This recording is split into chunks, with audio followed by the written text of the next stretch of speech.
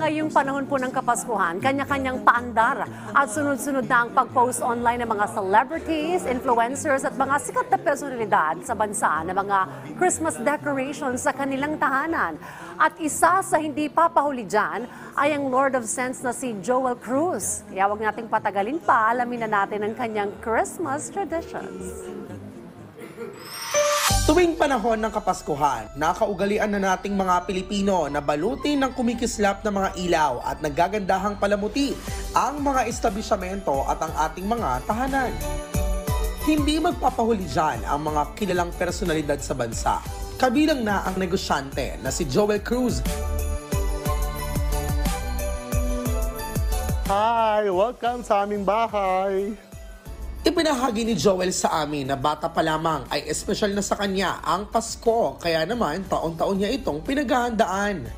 Bata pa lang akong inaasahan ng mother ko na gumawa ng aming Christmas tree, yung mga decors dito. Ngayong Christmas 2023, ang theme ko is following yung Christmas colors, like more of the pink, more of the blue ang color, and with a touch of gold and magenta.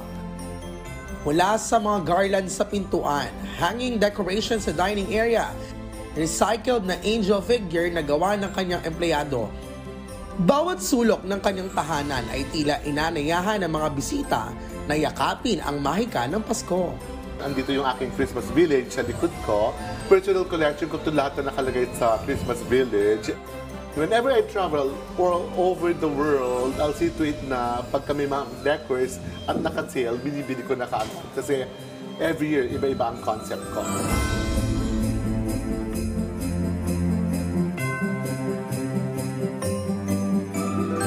Ayon kay Joel, bukod sa Belen, ay Christmas tree pa rin ang isa sa highlights sa kanilang home decorations. It's always the tree ang paborito ko. Kung nakita niyo yung Christmas tree ko, umaabot siya ng third floor. It's a slim tree kasi para to bumagay dito sa spiral stairs. Minsan may pausok pa yan. Since Lord of Sense ako, nilagyan ko siya ng scent na pagka inon namin, lalabas siyang bubugay yung mga scent. Kaya bumabango yung buong bahay. Yung mga bata, alam mo na, gusto yung mga regalo dyan sa baba. At sobrang excited din mga yan pag may regalo. Alam mo na, pag nakita yung pangalan nila, wala pa yung Pasko, pero nakikita ko minsan, medyo bukas na, sinilip na nila yung mga regalo. Sa likod ng karangyaan ng mga dekorasyon, ang pinakamahalagang bagay pa rin kay Joel sa pagdiriwang ng Pasko ay ang paglikha ng mga hindi malilimutang alaala, pagmamahal at pagkakaisa ng kanyang pamilya at mga anak. Yung aming bonding, no, ang dami namin na pag-uusapan ng aking mga kapatid. So, we're really enjoying Christmas. This is very, very special sa aming lahat.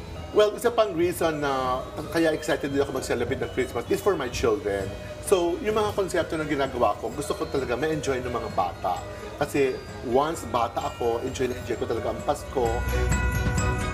Isa lamang itong patunay sa kahulugan ng Pasko sa puso ng bawat Pilipino. At ito ay ang pagbabahagi ng kaligayahan at paglikha ng mga mahalagang alaala kasama ang ating mga mahal sa buhay.